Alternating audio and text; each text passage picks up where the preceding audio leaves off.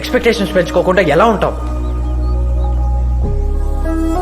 Final గా నేను చెప్పాను, నువ్వు రిజెక్ట్ చేశావు. హ్యాపీయే కదా? చాలా. ఎంత సాడ్ సీన్ అయినా ఇలా సైలెంట్ గా ఉంటావు నా వల్ల కాదురా. ఒరే సూర్య, పాట పెట్టరా, కొంచెం హుషారన్న వస్తుంది.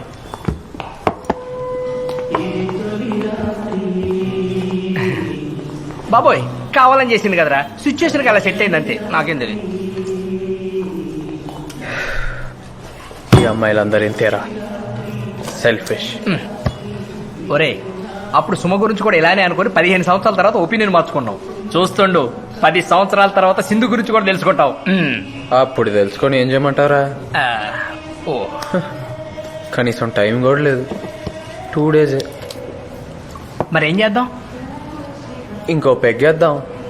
బాధ, సంతోషం, విరక్తి, కోపం, భయం, వీటిలో మనకి ఏది ఎక్కువైనా కొన్ని సంవత్సరాల నుంచి సపోర్ట్ చేసేది ఇదే కదా. కదా. చేర్స్.